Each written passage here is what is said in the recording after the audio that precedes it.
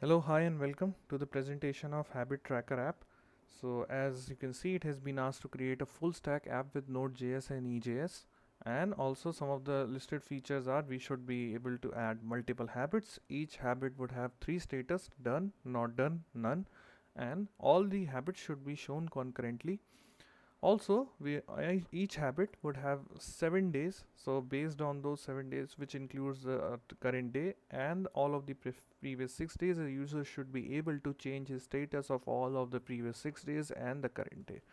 Based on that, I have come up with this web app. So if you just go ahead and reload it, it's a simple animation over here, and as you can see, it's a what you can say a motivational quote. So if you just go ahead and click on let's begin, you can so this is particularly a modal that would show up. So it will do the registration work of registration and logging in as well. So what exactly does it does not authenticate anybody, but if you just go ahead, it's like if you are a new user over here and you are registering yourself for the first time, you won't see any of the habits coming up. So let me just show you with an example. Since this particular id is already registered with, and it has a database related to it, so what it's going to do, as soon as I click submit, it actually went to the mongodb database, fetched all the habits over here related to this particular user, and showed the status related to those habits. So as you can see, the movies, playing games, reading books.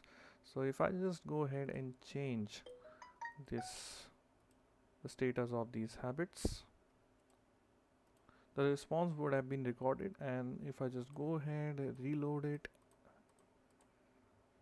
so we have our recorded responses over here. Also, if you are the user for the first time, let's just say this particular user, although I think it's a registered user, yes, is registered, but we can add as many activities as we want, or habits, or as many habits as we want.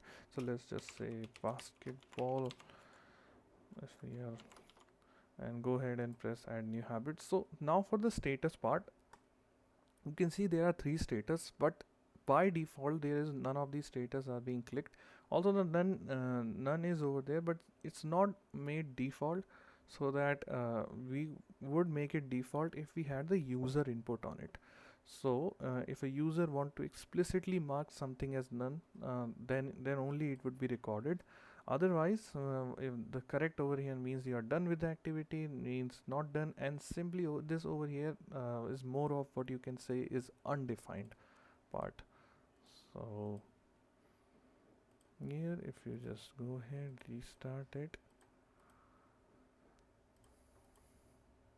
here,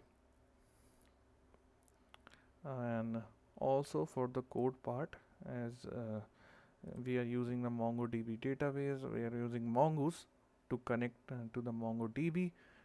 The public part simply contains a bunch of images as we used in our landing page, checked sign, none sign, and also coming on to the views, coming on to the layout.ejs. Since we are using the .ejs layout, which help us dynamically generate the HTML part based on the user responses.